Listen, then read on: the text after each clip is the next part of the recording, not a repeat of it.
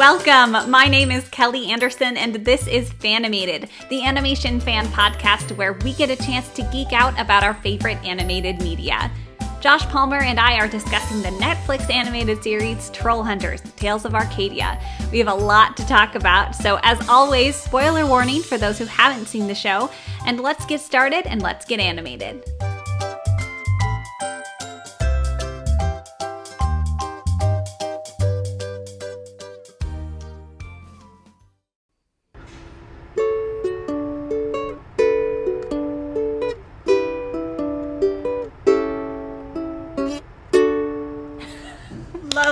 Lovely.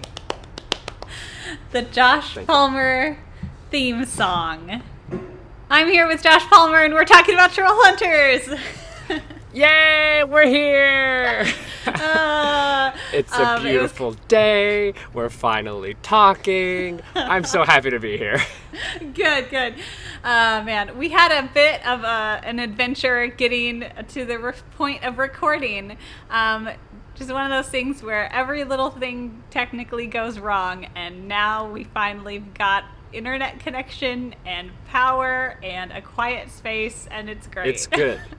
It's so good. And you know what? I'm just going to shout out to Malara Brands out there who we encountered earlier when I was in a previous location, and they needed that space, and so we were like, all right, here, you can have the space. I'll go find something else. And so if you're listening, Malara, what's up? Hi. Hi. You're awesome, and I've known you for like 2 seconds, but I can already tell you're awesome. Yeah, I can't wait to see more of what you guys have. So anyway, let's dig right into this podcast, eh, Kelly? Yes.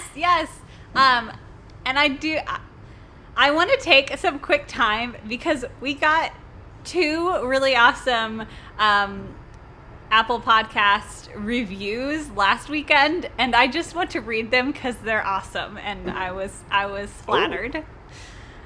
So this is from a person who likes podcasts. That was their name, and I appreciate that immensely. Oh, all right. They said, amazing quality, and the conversations are so intriguing and fun, and they have such great and upbeat attitude that really makes you feel good. Thank you. Oh, that's so nice. I mean, that's kind of the goal, is what we want to do. It's a lot of talking optimistically. Yeah, exactly. We like to talk about things we like, you know? We talk about things that make us happy and excited. So I hope everyone else is happy and excited listening to it. And this is from Plasma_16, who says, this is so much fun to listen to. The episodes are interesting, the hosts are funny, and they did one on Undertale. Yippee! Yes, I have an extremely unhealthy obsession with Undertale. Well, Plasma_16, you don't have an unhealthy obsession with Undertale. You have just the right amount of obsession with Undertale. And honestly, you could probably have a bit more of an obsession with Undertale, if I'm gonna be honest.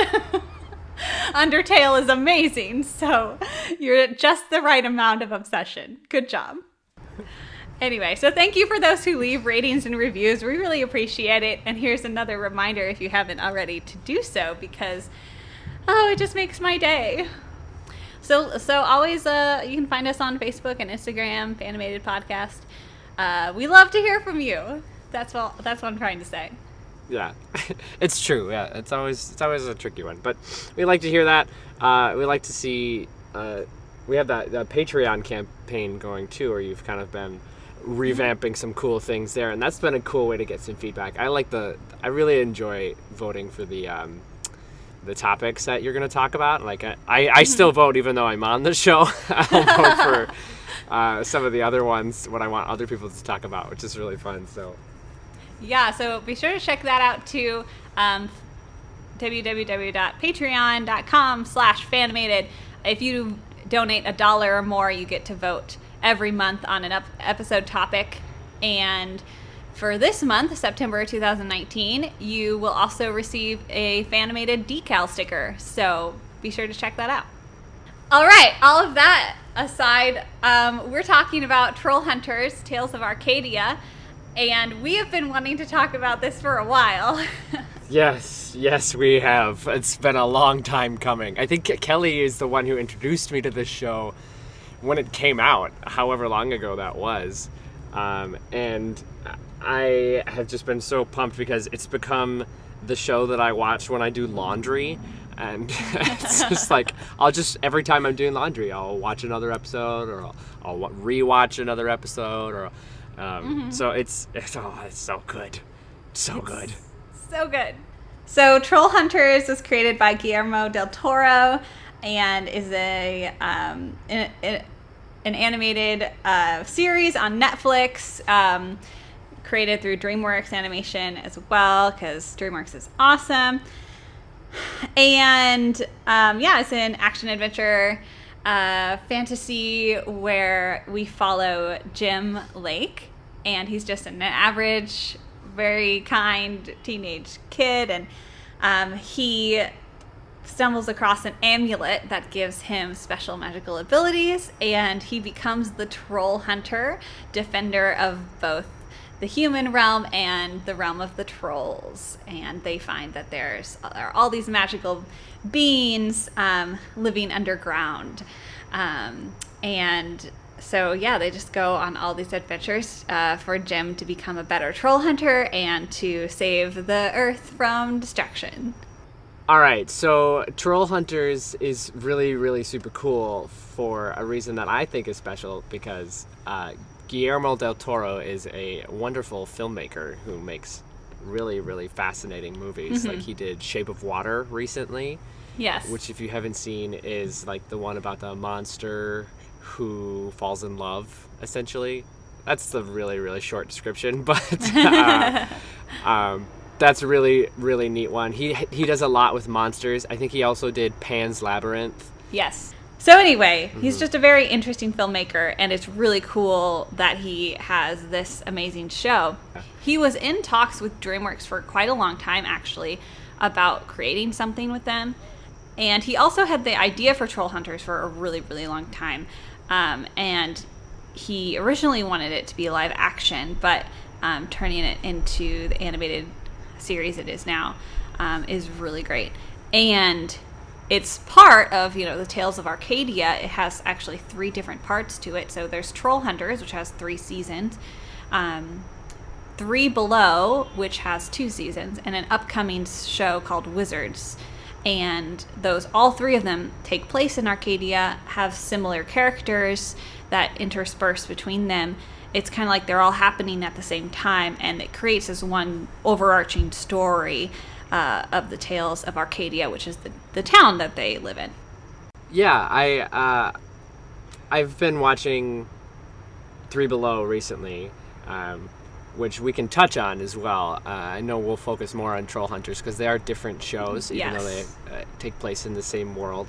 And I've been really excited to see Wizards as well. The interesting thing, I think, about this is it's sort of like a book series in that way, because I think books do this a lot, where they will write worlds that happen in the same place, but they're different characters or they're different focuses. And that's, to me, really fascinating that TV shows are doing that now. Guillermo del Toro is not the first one to do this. The Marvel Universe is the most famous for having movies and TV that interacts with each other. But I love that it's an animated series where they're almost the same animation style, but they're almost completely different in their focus, because it's trolls, aliens, wizards, and it's just so fascinating that to be interweaving all of these little things and the timelines that they have to be keeping track of. And I think there's an episode of 3 Below that there's literally an identical episode in Trollhunters where they're in the same place at the same time, but we're just focusing on different characters. Right. And so in the context, you're like, oh, this makes no sense at all when you watch it the first time. And the first episode is the one in Trollhunters, and you're introduced to these 2 really weird characters, and you're like, who are these people? And you don't. They're like foreign exchange students at this high school, and they're odd, and they get mixed up in this this place where I think Jim and Toby and Claire are going to the like underground lair, and they happen to bring these two really smart foreign exchange students along with them, and they don't know that those students are actually aliens. Yeah. Who are in Three Below, and then you see that same episode from the aliens' perspective, and I just was like so blown away by that. I thought it was so fascinating and fun to like interplay between seasons using the exact same moment in time. Yeah, it's really clever, and the way it all overlaps, and I'm excited to see Wizards 2 to see kind of that final layer of the story. But yeah, because Del Toro is such a phenomenal director, this series, like, you know, he's not coming from an animation background specifically, and everything in Trollhunters 3 Below, like, it feels very cinematic. They do a really fantastic job of making it feel like a bigger production. And I mean, just with the writing and the storyboarding, it's phenomenal to, you know, see them take it kind of, you know, more seriously in a way. Not that animators don't take their work seriously, obviously, but they're just taking the story in a very, you know, in a direction, you know, equal to that of like some big action film. And when you're watching Trollhunters, when I'm watching Trollhunters at least, I am always blown away by some of the shots that they do and the camera work that they do. I agree. I think I would say, for some very specific examples of that, the theme song in the beginning of Trollhunters kind of establishes that. The song and the way that they do their like intro sequence is very dramatic and like big, and not all animated series do that, where they're willing to like create something so expansive. And then like you said, the shots, like they do some really interesting like camera movements that look like they could be on real camera dollies or something like that, and that always does have that effect of making it seem film like rather than animated. And you know, we talked about that in the How to Train Your Dragon episode, I believe, where, you know, some of the way the camera moves does elicit those sort of responses of, oh, this is like a camera, like I'm like in an animated world. And I think it's the same sort of effect that often is used by Guillermo del Toro as a filmmaker, because like you said, he's a great director. You'll have to excuse us. Josh is outside because we couldn't find another place to record. But that's just how it goes sometimes if you want an episode on time. Yep. So don't mind the sirens, and hopefully there's no screaming or dogs. That would be good. Yep. Okay, where was I saying? Oh yeah, so Guillermo del Toro, being the director that he is of live action films, and the fact that he wanted to do a live action film, I can see why he would kind of lean towards the style of something being a little bit more cinematic. And do you think, Kelly, that there are particular techniques that he used in the actual animation style that do that, besides like camera movements or like? I know you know more about animation than I do, so can you speak to why you think that would be? I do think like camera movement is huge. I mean, it is a computer animated film, so they have to build an entire 3D world that they then have in that 3D space on the computer, they have actual cameras within the 3D space that they're moving around, and they are just utilizing it very, very well. I didn't realize that they actually built a whole 3D model of the city and then like have cameras, like digital imaginary cameras that are like traipsing through the streets to capture the scenes and stuff. That's really cool. Yeah, it's very, very similar, I would imagine, to like an actual live action set, except for it's all happening digitally. So yeah, whenever you see any computer animated film, actually, most of what you see is actually like they have to take the time to build it all, which is why like it is exceptional. I mean, it's exceptional in any film or any animated anything, because even hand-drawn stuff, whenever they're in a different place, a different, background or whatnot, they have to do a lot of work just to like build a new room for them to be in or something. But in this regards, talking about the camera movements, yeah, they are in the program building the city, building the set, and then they move the camera within that 3D space. It's very cool. That's really cool. I just didn't really realize that, because I guess I was thinking of it more of in a 2D animated way, because I know that you have to draw something and then you can move it, and but of course, like, it seems obvious now, like, well, duh, they have to actually make the models and then they can move stuff around, and it's just cool. It reminds me of playing The Sims, when you build a house in a world and then you can like move stuff into it. Like, that's my own, that's what I would do as a kid. Yeah, yeah. It's kind of like that. Absolutely. It's really cool. One of my favorite examples is obviously How to Train Your Dragon related, but like how they literally built the entire island of Berk. Unbelievable. It always blows my mind. And that's why with some things, like these are 3D models and they have to look right with it compared to the other 3D models in it. And when you have a 3D models like of characters or whatnot that don't like fit right. So a good example is Monsters Inc. Okay, you have Boo and she's like this little kid and she's small.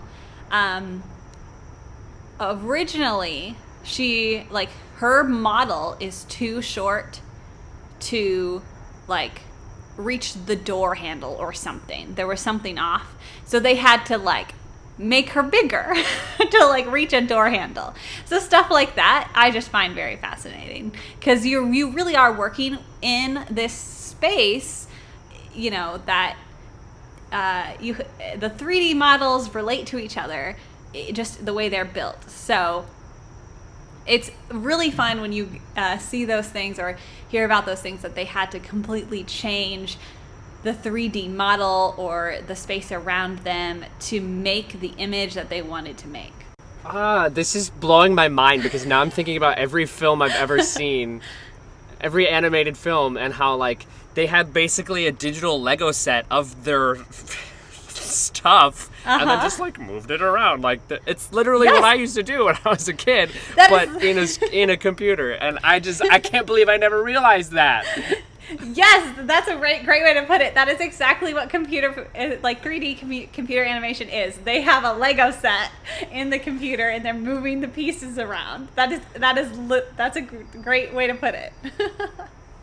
Oh my gosh, that's just so cool. It's like I have even more I had a lot of respect for animated films, but now I have even more. Yes, it's fantastic. Oh man.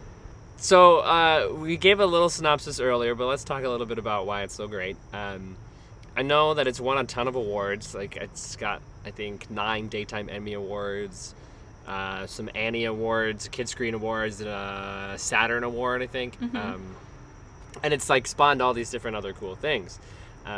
But let's talk about why it's so great. One of the reasons, I think, is they have some exceptional voice acting. Yes, agreed. I'm always coming from a theater background, and so actors are important to me, and so I think that make a big difference. But they had actors like Anton Yelchin before his untimely death, and then who I think was replaced by, is it Emil? Emil Hirsch? Yes. Okay.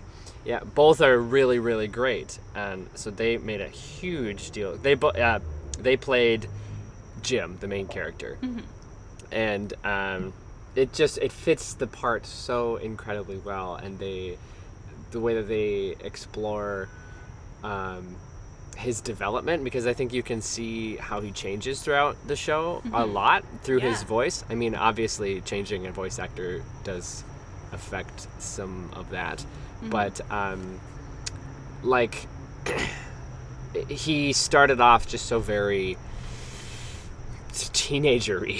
Right. He was just like every other teenager you've probably ever met, and there wasn't anything particular that even stood out about him. You're just like, oh, he's just a guy, and he happens upon this amulet, and it transforms his whole path. And I love that, because you can see it in how his the voice actor takes the way he speaks, the words he chooses to say, and how he says them develop more from the ordinary into these like extraordinary things, as he starts talking about trolls and being a hero and saving people and training, and like he just suddenly he like starts to step up his game and become more of a like he matures into the hero that he needs to be. And as we have talked about so many times, the reason these movies are always so great is because they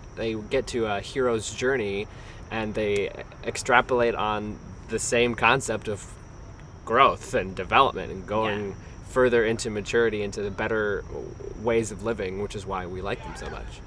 Exactly. And I want to add on to Jim is just this normal kid, and that's something that Del Toro talks about. Like, he actually had to like fight for Jim being and the rest of the kids just being like normal good kids. Like Jim, he says, like, he talks about Jim at the beginning of the show does not have a conflict. Like, he doesn't have something he's just this really sweet. I mean, the opening scene is my favorite. I love Jim. Like, the opening scene of him that introduces him is he is getting up early, and he's like cooking and making this great breakfast for his mom, who like works late shifts at the hospital. She's a doctor.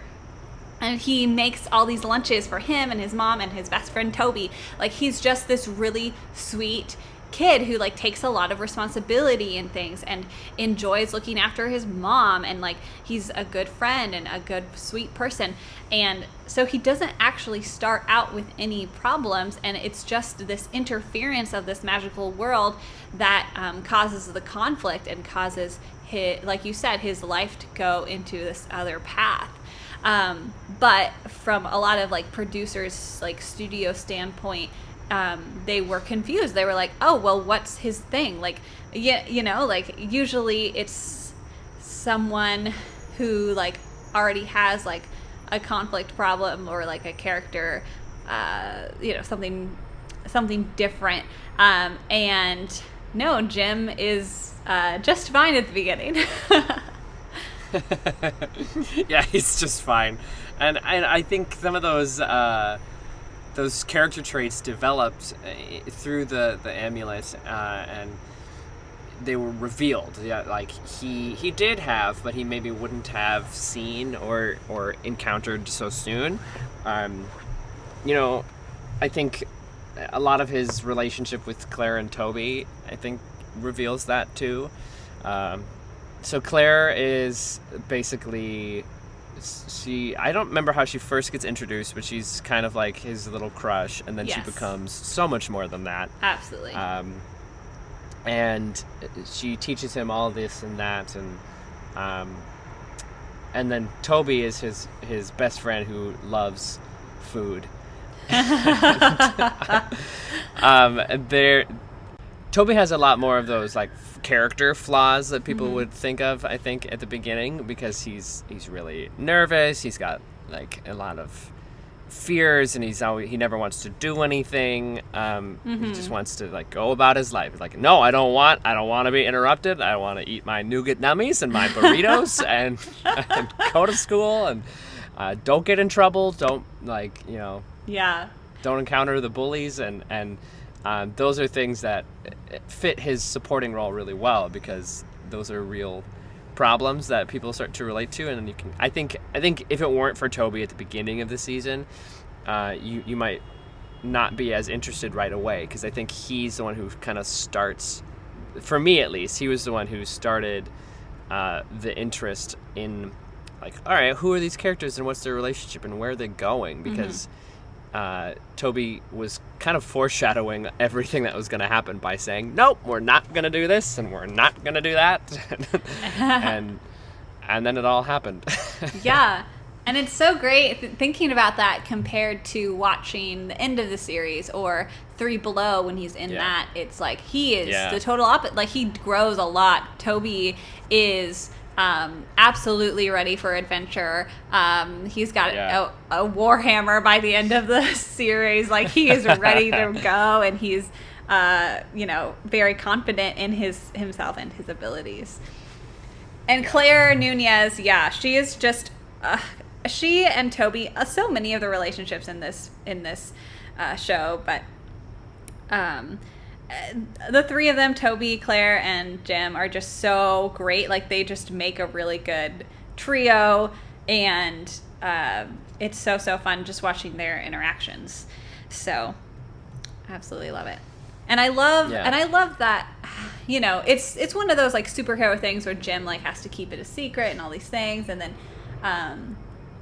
when Claire finds out, like, she's trying to save her brother, Enrique, because the halflings have, like, so there are these halflings that are kind of half trolls, half human, and they, like, if they steal a baby, they can, like, take their place and pretend to be a human, basically. And so instead of a baby brother, she's got a troll, basically, as a brother, and she's, like, trying to get Enrique back. So it's kind of confusing, but the troll's name is not Enrique. They just call him not Enrique because he's not Enrique. He's one of my favorite characters. He doesn't have a name yet. Yeah. Oh, yeah. He's one of my favorite characters, by the way. He's just so, like, what's in it for me, kind of, like, little piece of poop. And and by the end, he actually really cares about Claire and really cares it's kind of on their side, and it's really sweet.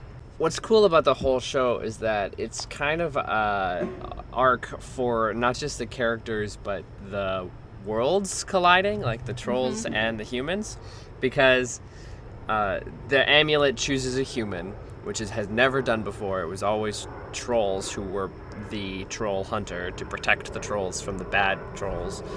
And when Jim was selected, it basically opened the door to these two worlds to now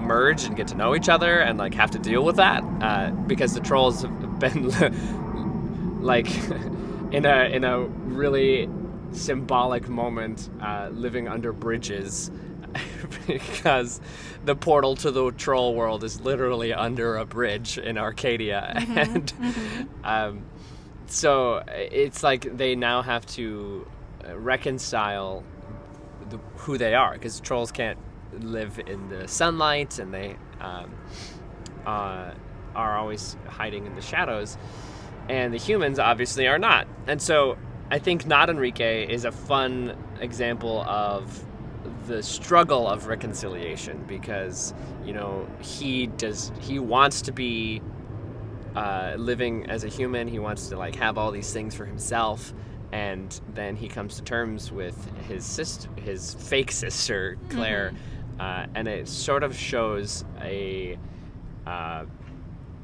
example for how to reconcile people groups, even though they are different and they have different motivations and desires. And to me, that was really cool, because it's, if this show is truly targeted at teens, then it can be an example of, like, if someone's really different from you and has really different desires, that doesn't mean you have to be friends right away, but it does mean that you can, if you stick to what is important to you, like for Claire to stick to trying to save her brother, and, like, they've worked through their disagreements constantly, because Not Enrique is such a monster, literally, and like throwing stuff all the time.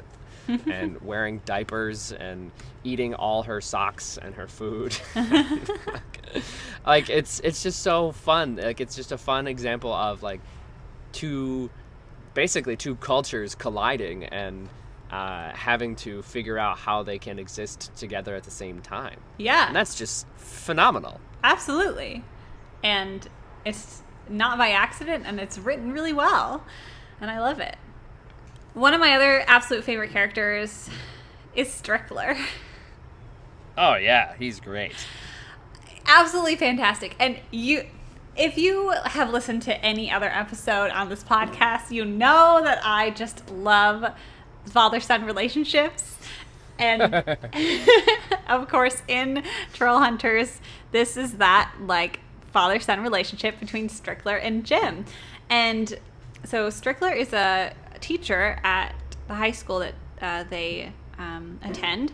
And at the very beginning, he truly is someone who cares for Jim and wants the best for Jim. And he kind of is mentoring him and calls him Young Atlas because he's carrying the weight of the world on his shoulders. And I love that. And then they find out that Strickler is one of those half-troll humans.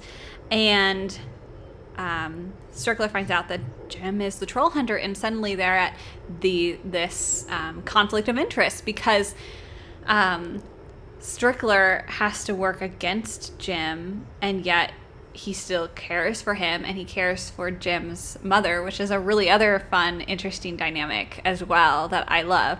And it's really, that's just one of my favorite parts of the show. I love the journey that takes the viewers on, and I just love Strickler. Yeah, he's a great character, and I think that they wrote him really well and paired him with a foil that is really great too, because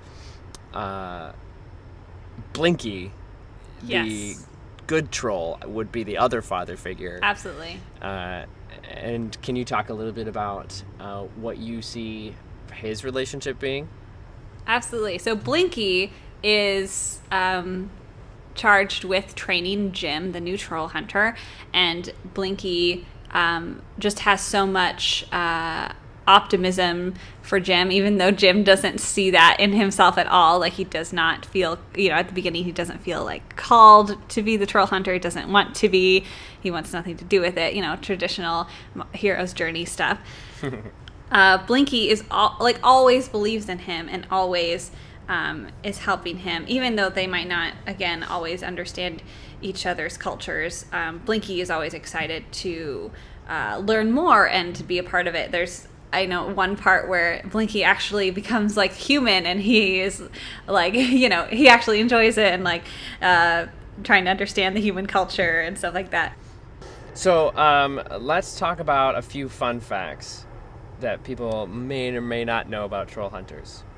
Mark Hamill plays Blinky's brother. Yes. Mark Hamill is Luke Skywalker in the original Star Wars, and then he transitioned to being a voice actor in like tons of cartoons. Yeah, he's a great voice actor. Yeah, he's so good at that. Like, he really found something that I think he excelled at beyond being Luke Skywalker, and that's really neat.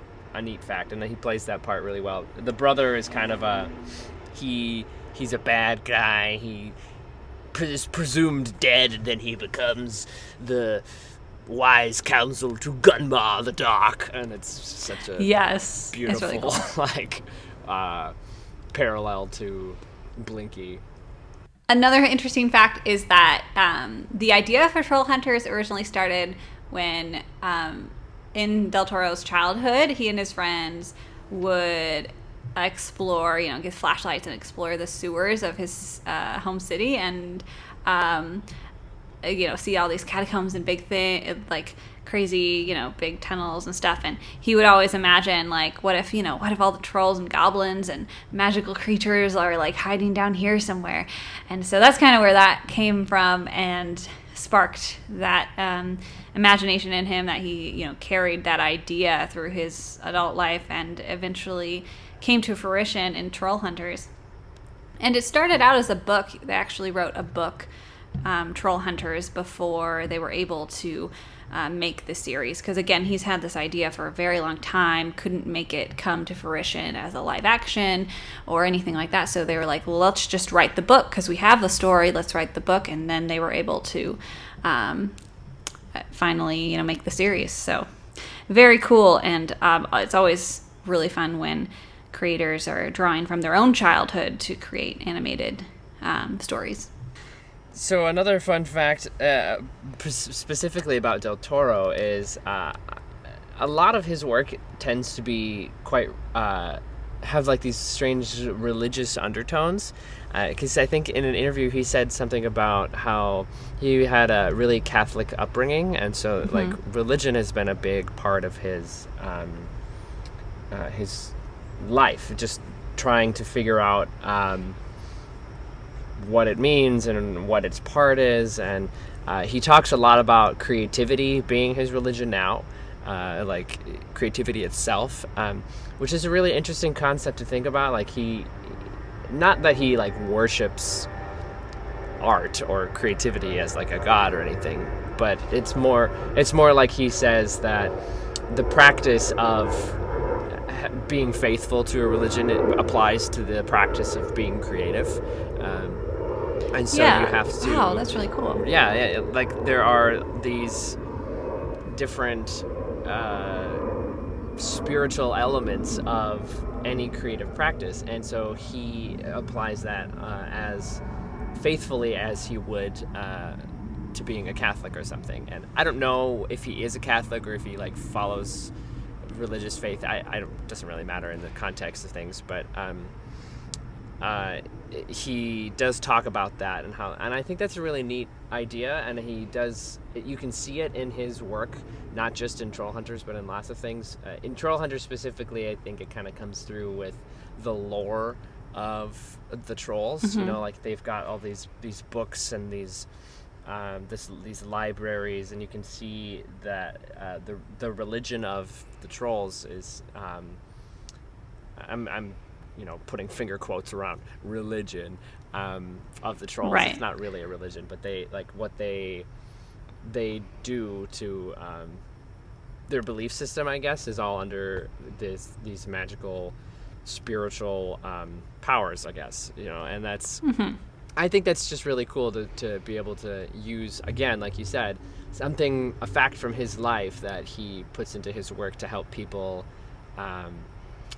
process their own perspective and experiences, because I think everybody has their own baggage when it comes to spirituality and religion that they need to work through, and the fact that his way of expressing that and working through it is through creating really, really fascinating worlds and exploring ideas of the underworld and the afterlife, and the like dark world to me in Trollhunters is like his exploration of hell and of what the underworld is like, these evil beasts and demons, so to speak, that are trying to blot out the sun and, like I said earlier, and take over. And so, I don't know, I think that's just another fun element to consider when watching the show. Absolutely, that's super interesting, and there is some. I mean, I do think that there is definitely like some, spirituality to creating and being creative, and like it's so ingrained into who we are as humans that it is almost like a sacred thing to be creative. I agree with that.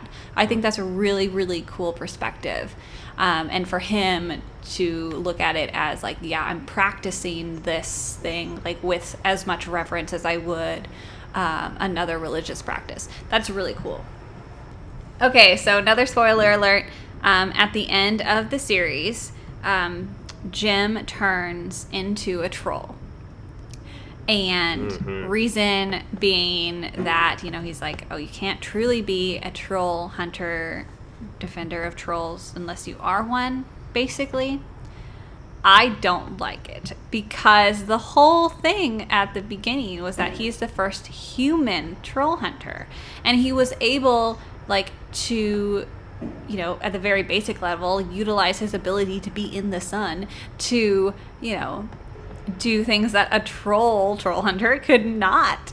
And the whole thing, I mean, he had to, like, prove his worth as a human, you know, because no one believed he could do it, and everyone was against having a human troll hunter. And then at the end, he does all this work to prove that he's worthy, even though he's a human, to at the end just throw that all away to become a troll. What are your thoughts?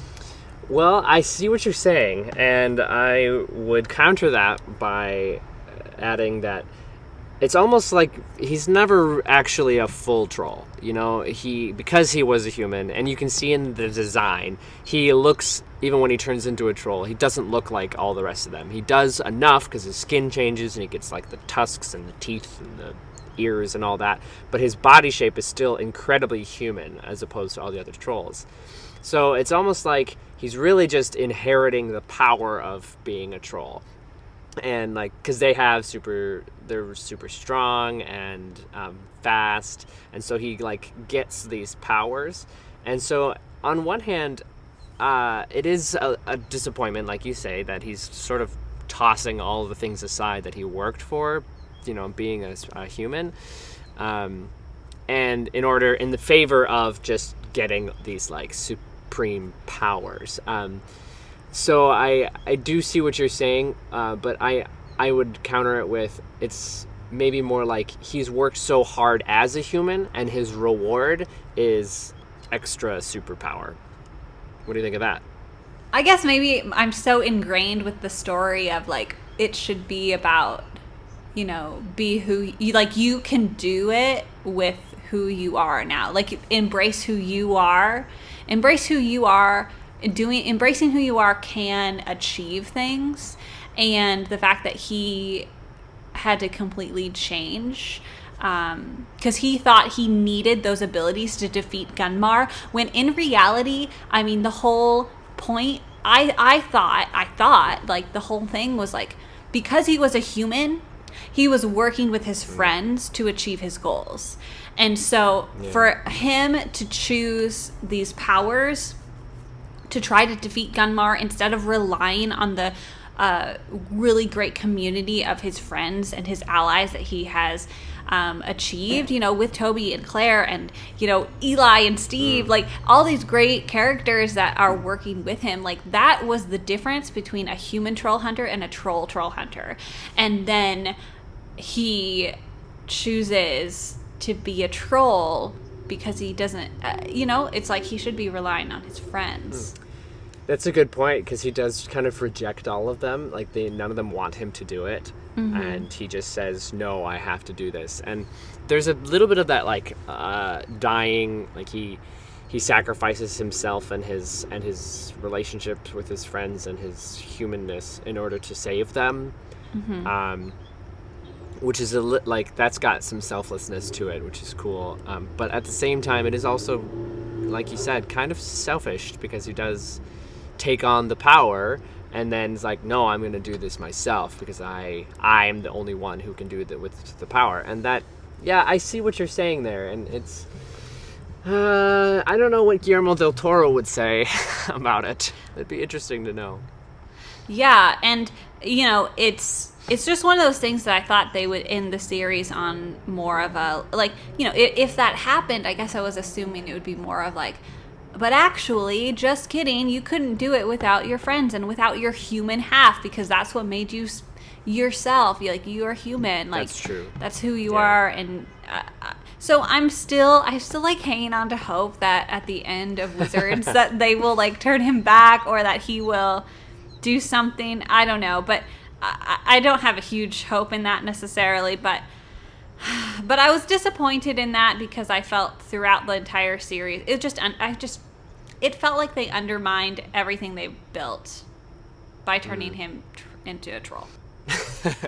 Okay, well, who knows? Maybe with Wizards, some new facts will become clear. I could see that happening, because it was kind of wizard magic that made it happen in the first place. So I could see how that hope could last and something else could happen. I think it's a really fascinating journey to see either way, because now we're going to have to figure out new things, and we didn't really get to know Troll Jim very well. A little bit. It was only a few episodes worth, though, in comparison to the rest of Jim. So it could be interesting to see how that comes back, and who knows, maybe you'll come around. Yes, we'll just have to wait and see. I'm very excited for the new season because 3 Below definitely ended with an interesting hook. Arg the Troll, also one of the best characters. Oh yeah, he's so fun. I mean, he's got a name that's like 16 letters long, and most of them are A. And R. It's like, yeah, A and R. He's a really fun one, and his journey's cool too, because he also kind of sacrifices himself for the good of his friends. There's a lot of that happens. There's a lot of giving up yourself for the sake of others, and I think there's some interesting connotations that go with that. In the real world, there are so many different things that talk about the getting really invested in the thing that you're doing for the sake of others, and that sometimes comes across as I'm sacrificing those things, or I'm sacrificing my relationships for the sake of this job that I do, or this task, or this mission that I have, which is ultimately going to be bettering humanity. But you also are literally abandoning your friends and your family, right? And that's what Jim does at the end of Trollhunters. He leaves, and that was the one thing where I didn't like that, and I wasn't sure what to do with that, because it was promoting choosing your personal mission over friends and family, which I am not so sure is my value system. And I'm thinking that friends and family should be that's the reason your mission is to be with your friends and family and do the things that you're supposed to do, whether that's fighting trolls or making podcasts or acting or directing or making healthcare products, or whatever it is. You're doing it for your friends and family. You're not doing it for the world at large, because the world at large is you're missing out on the point of community. Community isn't large scale community. It's not as intimate and powerful as small-scale community, because that's where the things that happen. Those small-scale communities of what you and I decide, that's what drives larger things in society. And so, don't let me... Oh, man, I'm going. This is just I'm so passionate about the fact that I think that grassroots and small things are what are really important, not, abandoning your friends and family for the sake of a mission statement, so to speak. You know what I mean? Absolutely. Like you're saying, those big scale things only happen through small ways. So if you want to change the world, you have to change your neighborhood. Yeah. Kind of idea. That's exactly that. That's exactly what I'm saying. And that's what like you said, that's what the whole series was doing until the very end. And so there are interesting things about the show that it really twists in a way that does raise questions, and that's really cool about it. The fact that we can have this conversation now because of it, that's really right. Good. And I really do hope that it all resolved well through the final series. I hope so too, and I guess we'll find out soon enough, and who knows, maybe there will not be a resolution that is satisfactory, because that often happens with epic things. It does. And it's true. It's hard to tie every single knot up in an emotional little bow. Yep. But hopefully it'll be satisfactory to the point of contentment. Yes, agreed. as long as they put a nice punctuation mark on something, regardless of what the statement is, as long as they make one. Yeah, that's right. It's just too often that doesn't happen. Right. Because I feel like it's going in a direction that I did not expect them. Like, their statement, I don't feel like is going to be the one that I originally thought they would be making. But I hope that they do conclude something. Yeah, and they're not done, so they still can. And let's respect that process, because I think, being a part of the process of it is the important part. Absolutely. I feel like the part that I'm missing, though, is maybe a question that you can answer for me. What do you think is the most unique quality of Trollhunters? The thing that sets it apart from other series and shows and movies that are animated? That is an excellent question. I think part of it is the epic scale that they try and successfully replicate, regardless of its small production. And also the characters. Trollhunters has such appealing characters that I just connect with so well, and I think a lot of people do. That's why the fan base is so big, is because of Jim and Toby and Claire and Steve and Eli and Arg and Blinky. These characters are so relatable and so fun to watch interact with each other, and you really get invested in them, and that's why the plot and the story become interesting and why you want to keep watching more. You care about the people and you care about the relationships.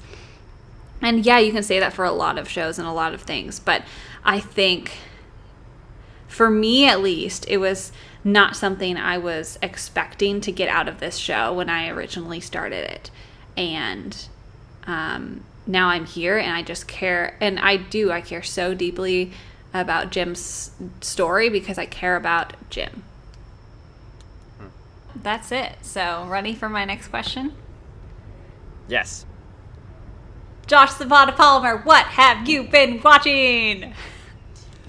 What have I been watching? Oh, I'm so ready to tell you because I finished Spider-Man Into the Spider-Verse. Yes! Just in time for our episode last week. Everyone go listen to that episode with Nathan. It was awesome. So, what are your... I already did. You already did? Nice.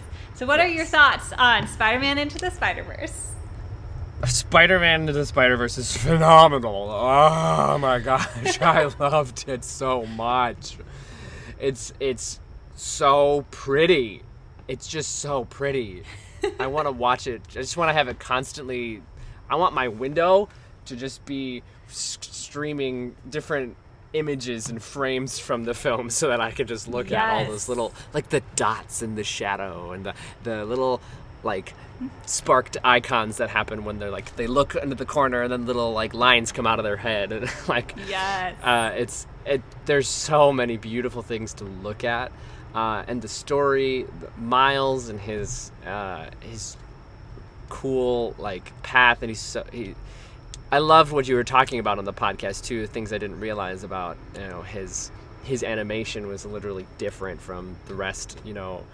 Of until he gets his powers and things change, and like just all of those comic book elements, as well as the beginning with all that payoff of all the like the references to past Spider-Man things. Oh, it was just so fun, so funny. I loved it.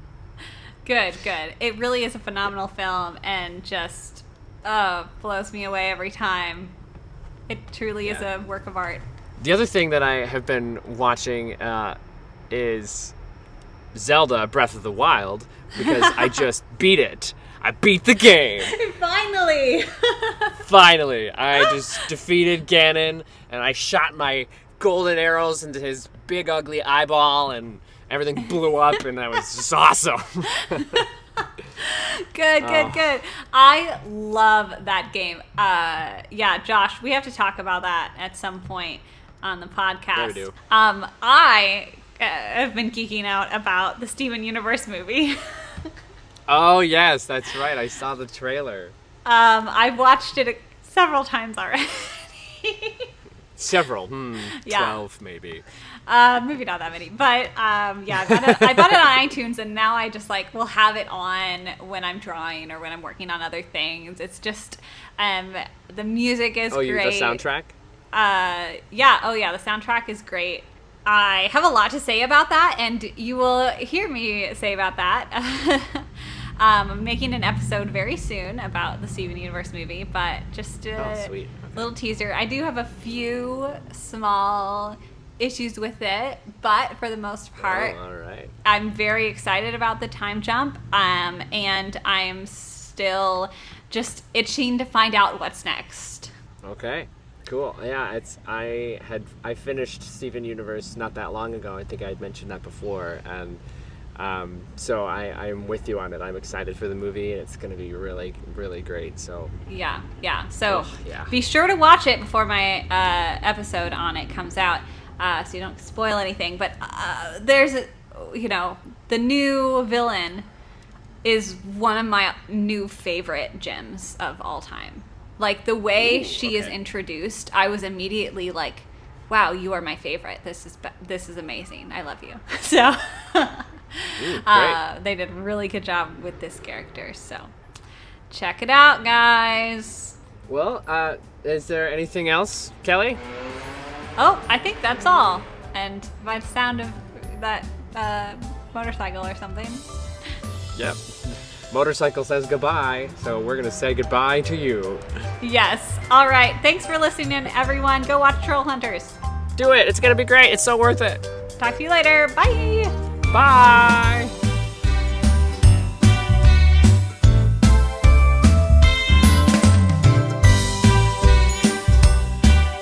Thank you all so much for listening. Remember, if you'd like to receive a special decal sticker, go to www.patreon.com/Fanimated. Let us know your thoughts about Trollhunters and your other favorite animated media on Facebook and Instagram at Fanimated Podcast. You can also email us at fanimatedpodcast@gmail.com. The art for this podcast is done by me. You can find me on Instagram at CandorDraw. The music is provided by Purple Planet Music, and a huge thank you to Josh for joining me today. We will talk at you next week with another special episode, but in the meantime, stay tuned and stay animated.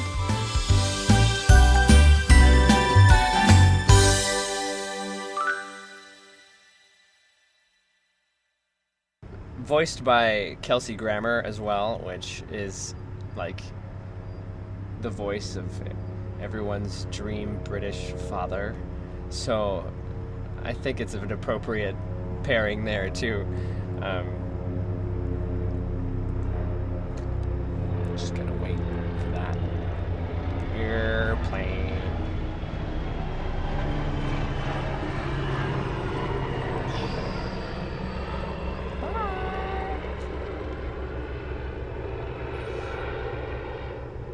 Oh, it's a helicopter.